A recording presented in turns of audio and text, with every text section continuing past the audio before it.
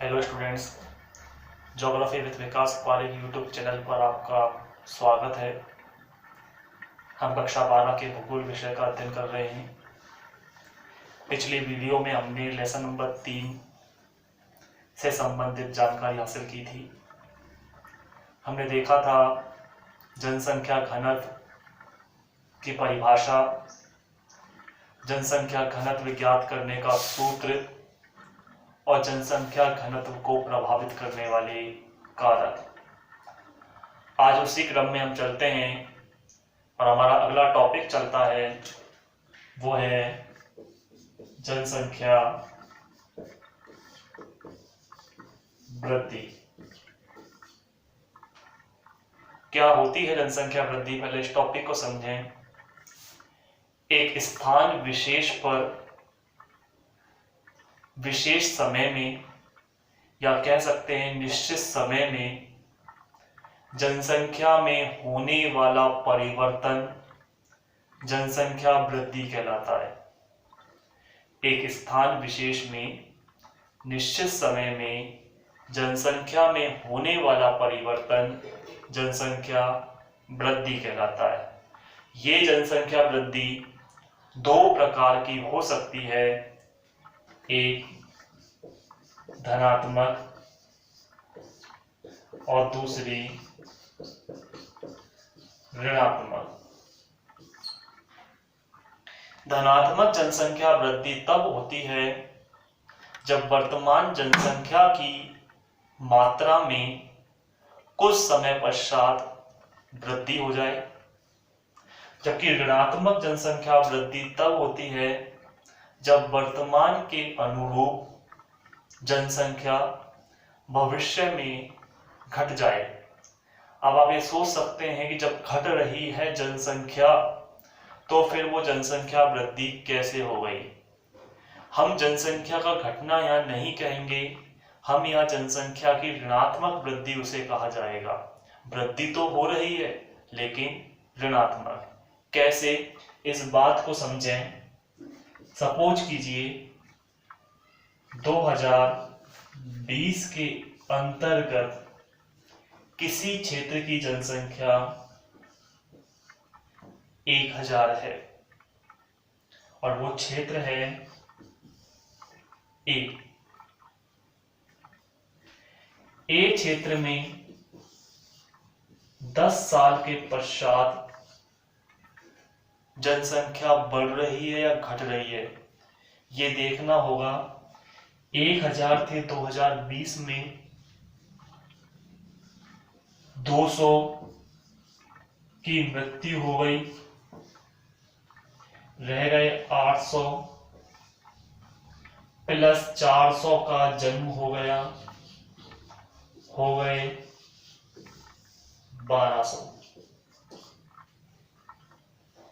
यानी 2020 में जहाँ जनसंख्या 1000 थी, 2030 में जनसंख्या 1200 हो गई, अर्थात 200 लोगों की वृद्धि हुई है।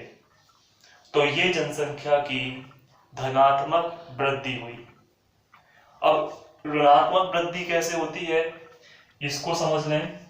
वही स्थिति 2020 में ए स्थान पर 1000 लोग थे, 2030 तक 10 सालों के अंतराल पर जनगणना होती है। 2030 में 1000 में से 200 मर गए, रह गए 800, प्लस 100 का जन्म हुआ, हो गई जनसंख्या 900। आप समझें इस चीज को। जहां 2020 में जनसंख्या 1000 थी, 2030 में अब उस क्षेत्र की जनसंख्या 900 रह गई, तो इसे जनसंख्या की ऋणात्मक वृद्धि कहेंगे। जनसंख्या घटी है, बिल्कुल हम जानते हैं, लेकिन जनसंख्या की ऋणात्मक वृद्धि इसलिए कहा जाएगा क्योंकि इन 100 लोगों का तो जन्म हुआ है, ये तो नए आए, इनकी तो वृद्धि हुई, मृत्यु दर चाहे अधिक हो, लेकिन जन्म दर भी तो है। हम जनसंख्या का घटना उस समय कहेंगे कि जब यहाँ पर एक का भी जन्म ना हो, शून्य, और 200 की डेथ हो जाए, तब ये रहेगा आंकड़ा 800। तब हम कहेंगे जनसंख्या का घटना, लेकिन इसे कहेंगे जनसंख्या की ऋणात्मक वृद्धि। तो ध्यान दीजिए, पहले जनसंख्या वृद्धि एक बार दोबारा बोल देता हूं। किसी स्थान विशेष पर निश्चित समय में जनसंख्या में होने वाला परिवर्तन जनसंख्या वृद्धि कहलाता है। यह जनसंख्या वृद्धि दो प्रकार की होती है, एक धनात्मक और एक ऋणात्मक। धनात्मक जनसंख्या वृद्धि से आशय जब जनसंख्या में वृद्धि होती है, जनसंख्या बढ़ती है, तो उसे धनात्मक वृद्धि, और ऋणात्मक वृद्धि से आशय जब वर्तमान स्वरूप के मुताबिक भविष्य में जनसंख्या कम हो, और ये भविष्य का मतलब है 10 साल का अंतराल। यहाँ 10 साल इसलिए कहा गया है क्योंकि हमारे देश के लिए हम बात करें तो जनगणना जो होती है वो 10 वर्ष के अंतराल पर ही होती है। अन्यथा जरूरी नहीं 10 वर्ष ही हो, 1 वर्ष का भी हो सकता है, 5 वर्ष का भी हो सकता है, लेकिन समय जो होना चाहिए वो निश्चित होना चाहिए। ना सिर्फ समय निश्चित होना चाहिए, अपितु स्थान भी निश्चित होना चाहिए। तो एक स्थान विशेष पर निश्चित समय में जनसंख्या में होने वाला परिवर्तन जनसंख्या वृद्धि कहलाता है। आज देखा जाए तो जनसंख्या वृद्धि तीव्र गति से बढ़ रही है। ना सिर्फ जनसंख्या वृद्धि हो रही है, अपितु जनसंख्या विस्फोट हो रहा है। हमारे विश्व के यदि आंकड़ों की बात करें तो विश्व की जनसंख्या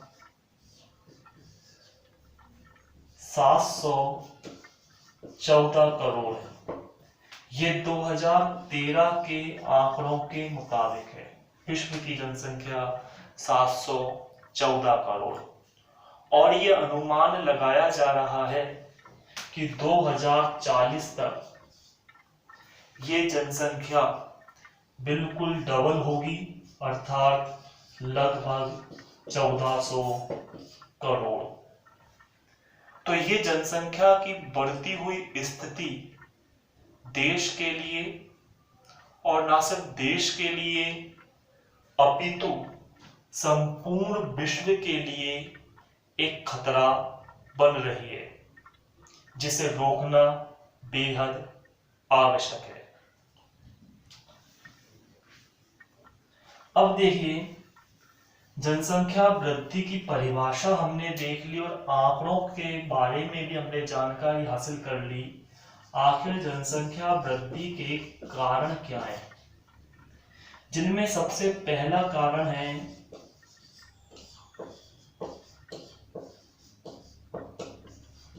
मृत्यु दर में गिरावट। मृत्यु दर में गिरावट। सबसे पहले मृत्यु दर की परिभाषा को जानने की आवश्यकता है। दो शब्द होते हैं, एक जन्म दर और एक मृत्यु दर। मैं पहले जन्म दर को ही परिभाषित कर देता हूं। प्रति 1000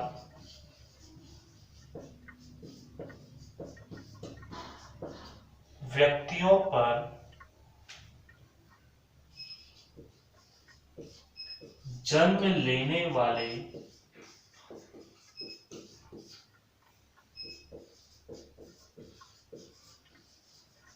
शिशुओं की संख्या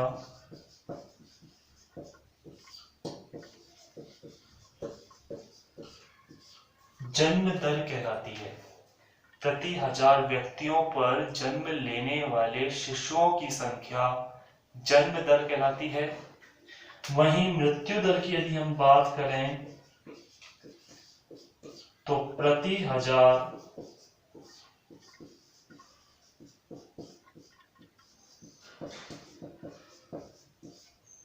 व्यक्तियों पर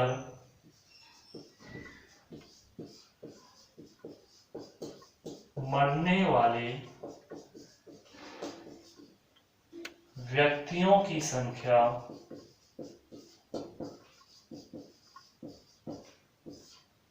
मृत्यु दर कहलाती है। यहां कई चीजें समान है, जैसे प्रति 1000 व्यक्तियों पर, प्रति 1000 व्यक्तियों पर जन्म दर की बात आए तो जन्म लेने वाले, मृत्यु की बात आए तो मरने वाले। जो विशेष बदलाव होगा वो ये होगा शिशुओं की संख्या और व्यक्तियों की संख्या। आप यहाँ पर व्यक्ति नहीं लिख सकते, जन्म दर के अंतर्गत ऐसे नहीं कर सकते कि प्रति 1000 व्यक्तियों पर जन्म लेने वाले व्यक्तियों की संख्या नहीं, कारण जन्म व्यक्ति नहीं लेता, जन्म शिशु लेता है, तो यहाँ शिशु आएगा। और मरने वालों में व्यक्तियों की संख्या आएगी, यहाँ शिशु की संख्या नहीं आएगी। अब आप ये सोच रहे हैं क्योंकि शिशु तो मर जाता है, शिशु को आना चाहिए। अगर यहाँ हम शिशु लिखेंगे तो वो जो परिभाषा बनेगी वो बन जाती है शिशु मृत्यु दर की। तो हमें इसको नहीं देखना है अभी, हमें सिर्फ जन्म दर और मृत्यु दर का अध्ययन करना है।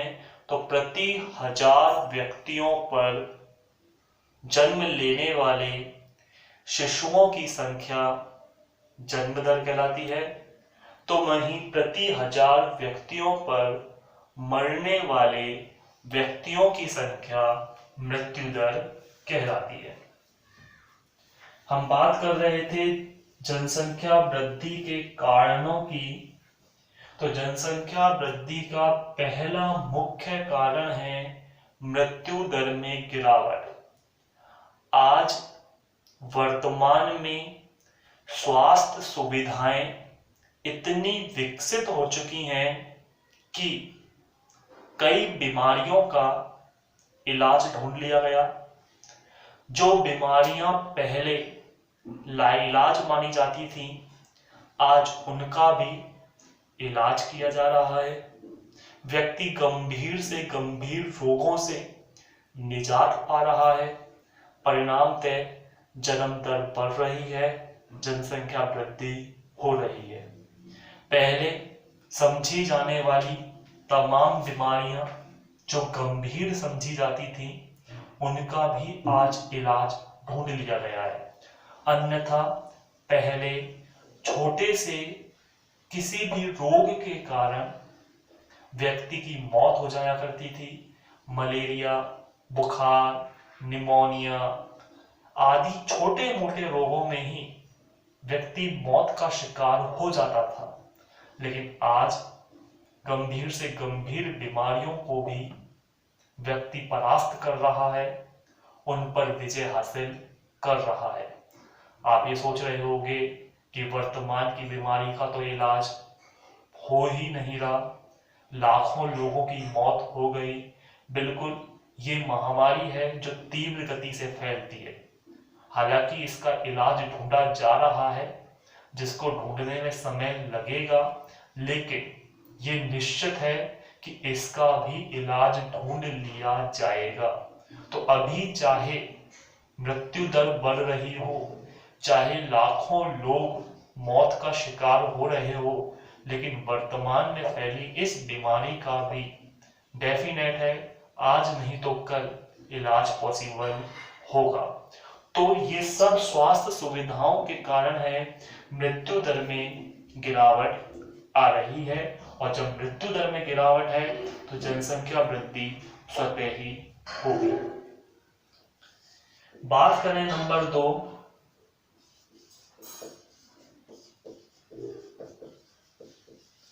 खाद्य पदार्थों की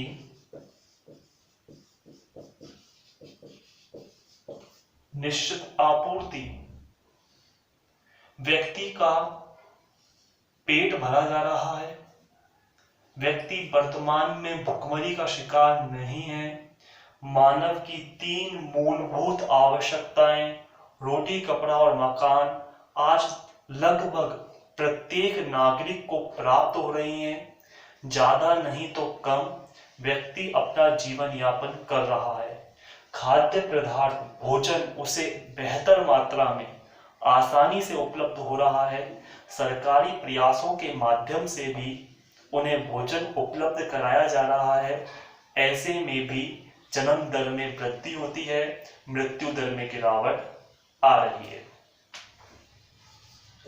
नंबर 3, प्रवास। ये सबसे महत्वपूर्ण एक कारक माना जाता है जनसंख्या वृद्धि का।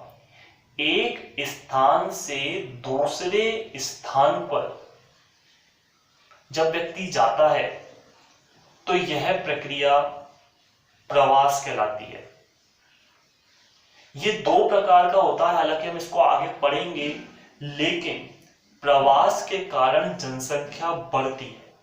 लेकिन इसका एक दूसरा पहलू भी है, प्रवास के कारण जनसंख्या घटती भी है। लेकिन अभी हम जनसंख्या वृद्धि की बात कर रहे हैं, तो उस चीज को समझें। सपोज करें ये एक विकसित देश है और यह एक अविकसित देश है। यहां पर तमाम सुविधाएं उपलब्ध हैं, जबकि यहां पर किसी भी प्रकार की कोई सुविधा उपलब्ध नहीं। जब लोगों को सुविधाएं मिलेंगी तो लोग अपना स्थान छोड़कर दूसरे क्षेत्रों में पहुंचेंगे। यहां के लोगों को कोई सुविधा नहीं, लोग यहां से यहां पहुंचे तो यहां की जनसंख्या तो घट गई, ये तो माना, लेकिन आप ये देखिए यहां की जनसंख्या भी तो बढ़ रही है। ऐसे में प्रवास एक महत्वपूर्ण कारक माना जाता है जनसंख्या वृद्धि का। आज विश्व के कई देश ऐसे हैं जिनमें जनसंख्या वृद्धि प्रवास के कारण ही पॉसिबल हो पाई है। अमेरिका की यदि हम बात करें तो अमेरिका महाद्वीप का निर्माण या विकास जो हुआ वो इस प्रवास के कारण ही हुआ। प्राचीन समय में निर्जन महाद्वीप था ये, जहां पर जनसंख्या निवास नहीं करती थी, लेकिन यूरोप से लोगों का प्रवास अमेरिका में हुआ जहां संसाधन उपलब्ध थे। परिणामतः अमेरिका में जनसंख्या बढ़ती चली गई और आज आप देखिए विश्व की महाशक्तियों के रूप में अमेरिका को जाना जा रहा है। तो कहने का आशय प्रवास भी एक महत्वपूर्ण कारक है जनसंख्या वृद्धि में।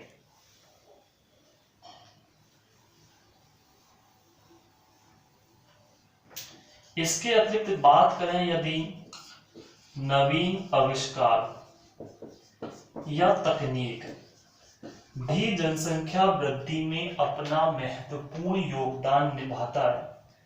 आज मानव संपूर्ण सुख सुविधाओं से युक्त है। मानव का जीवन मशीनों पर निर्भर हो चुका है। नवीन तकनीकें, नवीन खोज, नवीन आविष्कार कर लिए गए हैं, जिनके कारण मानव का जीवन पूरी तरह से आलसी हो चुका है, या कह सकते हैं वो मशीनों पर निर्भर है। परिणामतः जब बेहतर सुख सुविधाएं मिल रही हैं तो जनसंख्या वृद्धि में ये सुविधाएं भी अपना योगदान दे रही हैं। तो जनसंख्या वृद्धि के हमने यहाँ 4 कारण मुख्यतः देखे थे। एक मृत्यु दर में गिरावट, खाद्य पदार्थों की निश्चित आपूर्ति, प्रवास और नवीन आविष्कार या तकनीक। उम्मीद करता हूं आज का ये टॉपिक आपको समझ में आया होगा। कल आगामी वीडियो में हम जनसंख्या वृद्धि एक समस्या कैसे बन रही है उसके बारे में हम चर्चा करेंगे। जो भी वीडियो आपको भेजे जा रहे हैं नियमित रूप से इनका अध्ययन करते रहें, ताकि भविष्य में जब ऑफलाइन क्लासेस चलेंगी तो आपको किसी प्रकार की समस्याओं का सामना नहीं करना पड़ेगा और वार्षिक परीक्षाओं में, ईयरली एग्जाम में बेहतर अंकों से आप अपना परिणाम दे सकते हैं। आगामी वीडियो के लिए देखते रहिए ज्योग्राफी विद विकास पारे। धन्यवाद।